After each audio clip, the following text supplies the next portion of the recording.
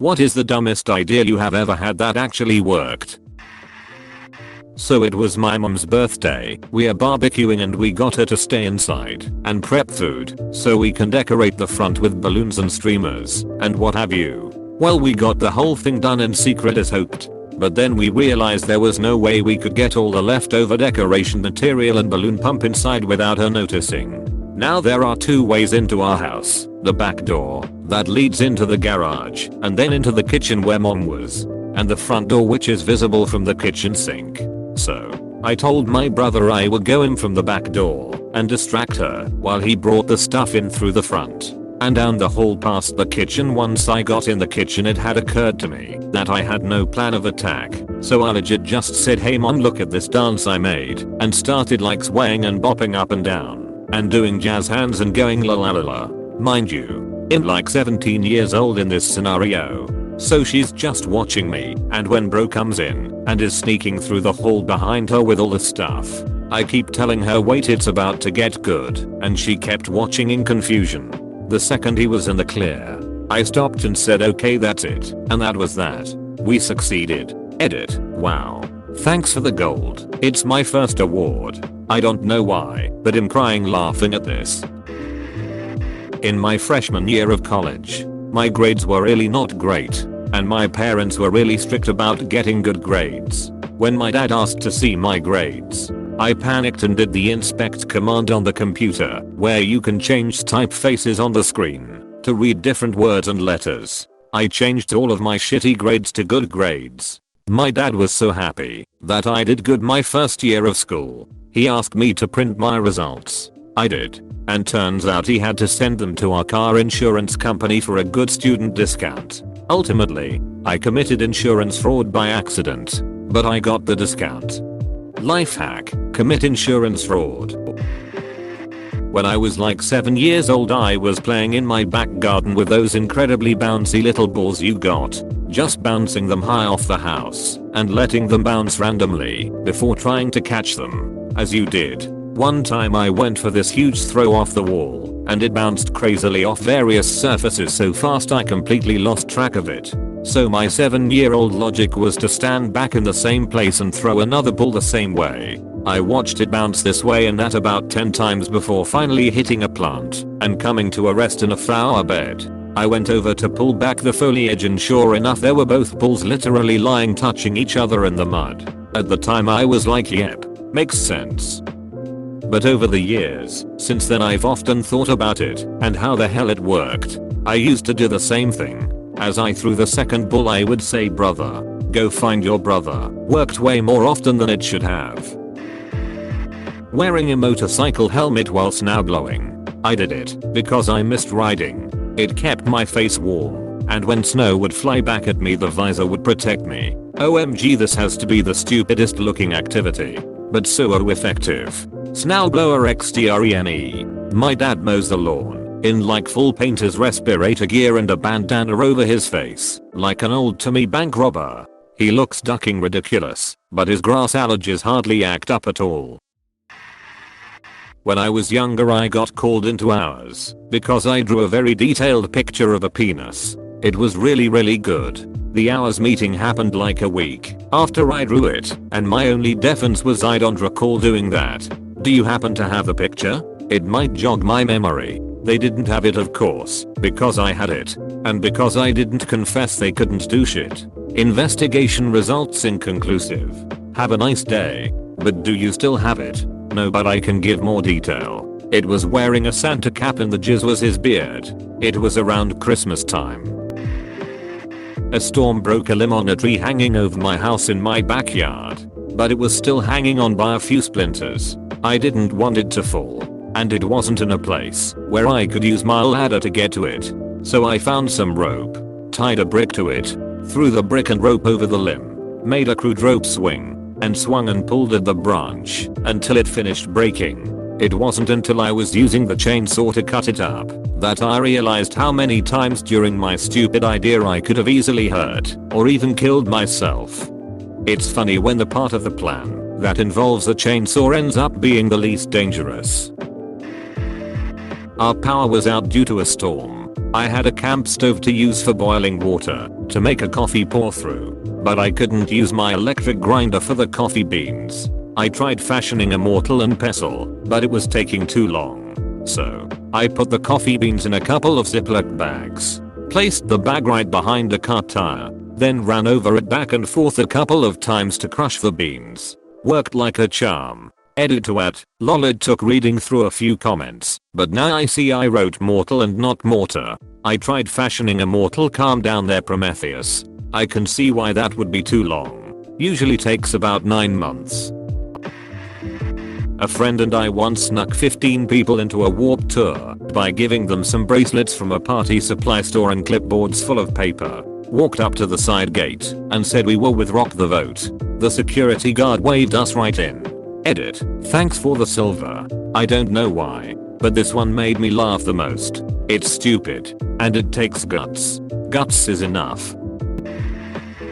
I forgot to bring a resume to a job interview, but I had an index card in my bag. I cut the index card in half and wrote my name, my contact info, and creative problem solver in my best handwriting, and gave a copy of my business card to both the interviewers. I got the job. I mean, you weren't lying.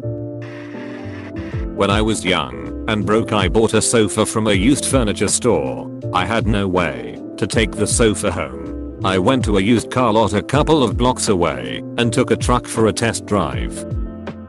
I bought some furniture at IKEA and didn't have a good way to get it home. So called a fancy Uber and had a bemused driver take me and my stuff home. He even offered to help load and unload everything. FYI, places like Home Depot offer really cheap one-day rentals of trucks. Back in high school, I stopped by one of my teacher's rooms after class to ask him some questions about our homework. When I walked in, I noticed he was grading some of our tests. Of note, all of his tests were made up of multiple choice, true/false, or matching, and all of the answers were bubbled in. What I noticed was that instead of using an answer key to grade, he was just placing a stencil over the paper with the correct bubble punched out. The stencil wasn't transparent, so all it showed was whether we bubbled in the right answer or not.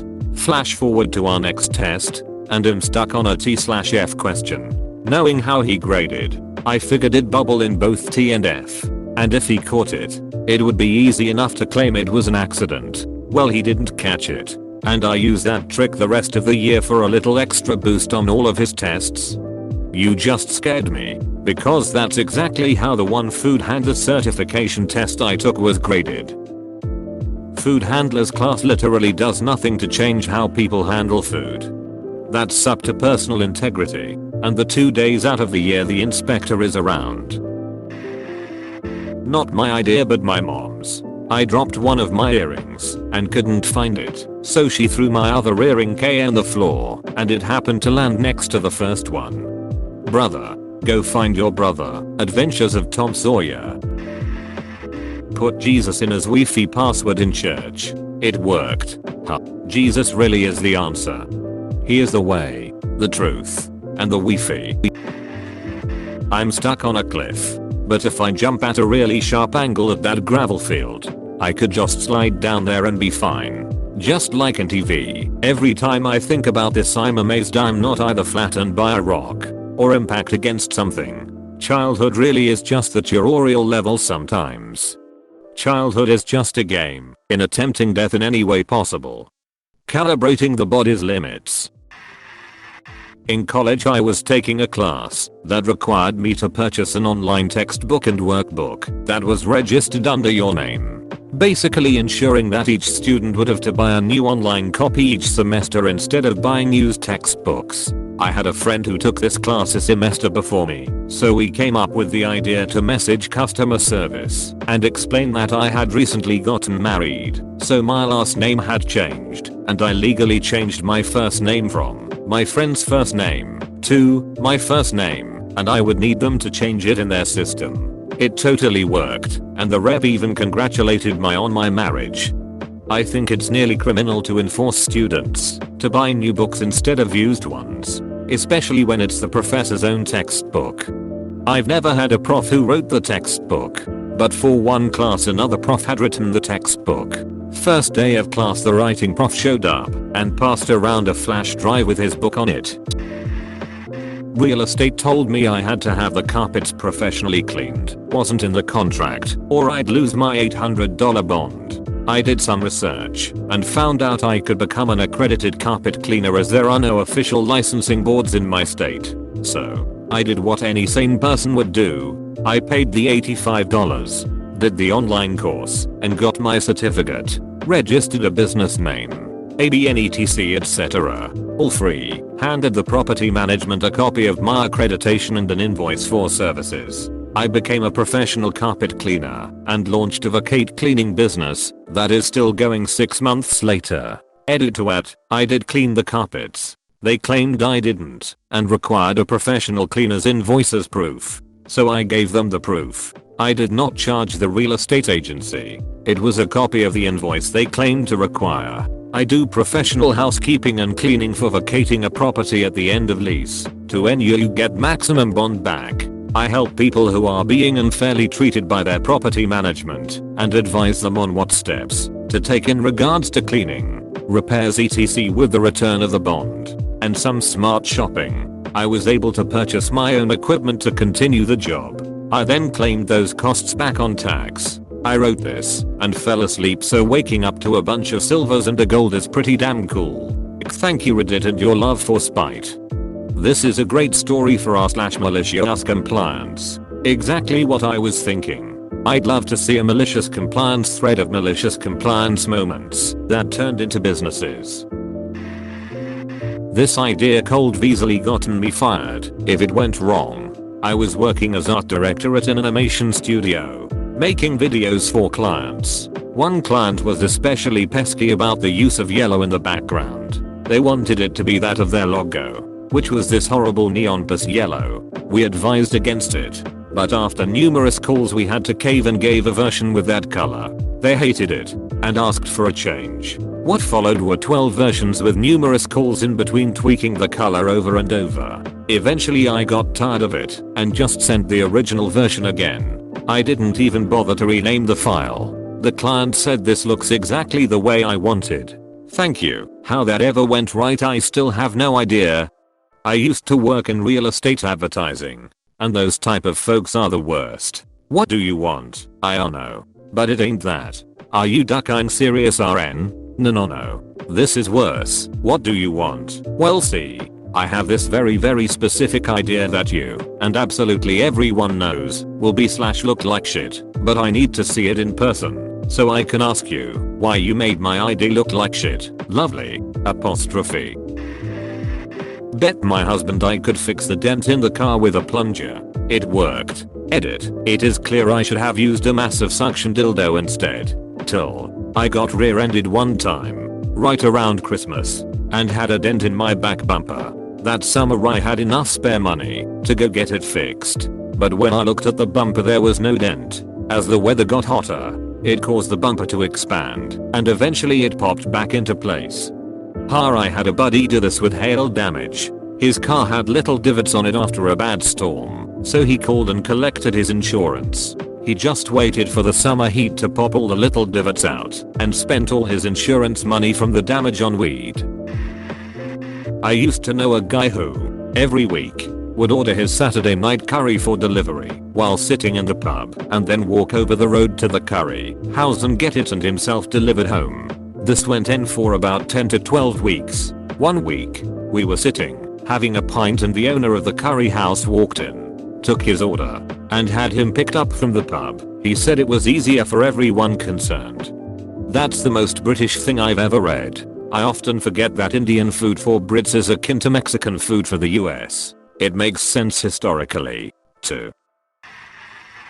Hey, thanks for watching, and don't forget to subscribe for more daily Reddit videos.